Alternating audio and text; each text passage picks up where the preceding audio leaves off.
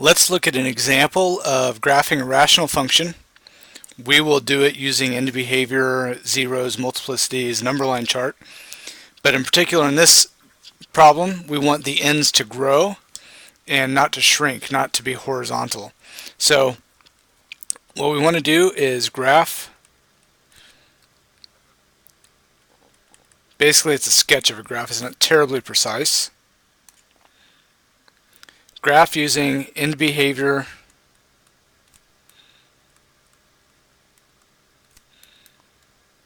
zeros, and multiplicities, okay? And the function we're going to look at here is negative x plus 3 cubed times x minus 2 squared over x squared times x plus 4.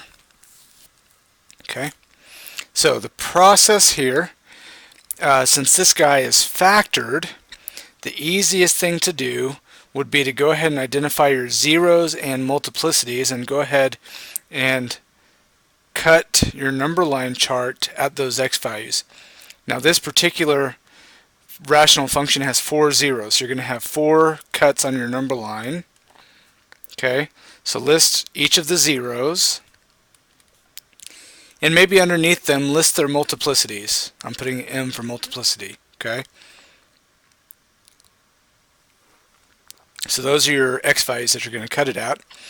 And then what you want to do is start finding the y value. So you can go ahead and figure out what the y value is for each of those particular x values. In other words, what does the whole function turn into if you plug those x values in?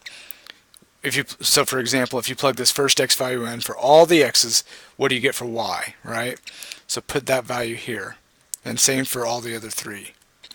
And just a hint, all of those y values that you're listing for those particular values should either be 0 or undefined, okay? Alright, so now we've got to start working on the signs, the pluses and minuses in between each of our zeros. So what we want to do now is look at the leading term, see if you can identify the leading term of this guy, and then use that to draw your end behavior, okay?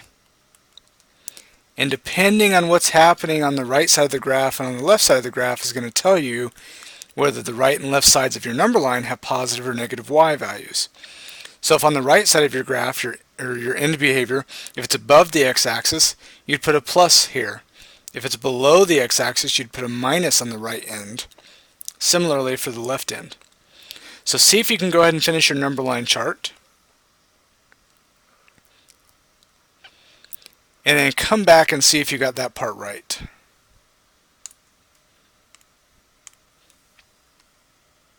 Okay, so your zeros are -4, -3, 0, and 2. The multiplicities are 1, 3, 2, and 2. And then your signs, your end behavior signs, are both negative. And then going from left to right, you've got a positive, a negative, and then another negative. That's what your signs should be, positives and negatives. Now at your zeros, your y values should be undefined, 0, undefined, and 0, okay? So hopefully you're good so far. If not, go back and check what I've got compared to what you did and see if you can identify any errors. But now what we want to do is use our number line chart to get a graph. Now, we know that the end behaviors both have negative y values. Let me show you what the actual end behavior looks like. The ends are going to grow in the negative direction, okay? So that's what you should have gotten for your end behavior after you got your leading term. So now we can put all these pieces together to get our graph. So let's mimic our number line on a two-dimensional plane. So we've got, here's where 0 is. Let's go ahead and label 0. 2, negative 3, negative 4. Now any place, what I want you to do now is to identify if you have an intercept or an asymptote at each of those x values based on your number line chart. Then you're going to, once you've got your asymptotes and intercepts drawn, go ahead and draw in your end behavior in the proper place on your graph. And then move from the left to the right, analyzing each of the signs here to help you decide if your graph is above or below the x-axis in those different regions. Okay?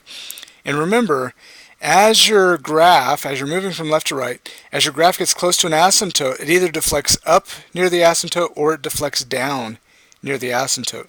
That's the trickiest part of graphing rational functions typically, is getting that behavior right when you get close to an asymptote. Okay?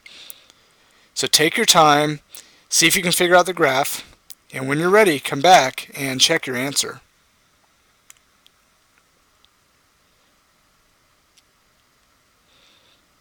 Okay, so you should have an asymptote at negative 4, an intercept at negative 3, an asymptote at 0, an intercept at 2, and then from left to right, your left end behavior does this.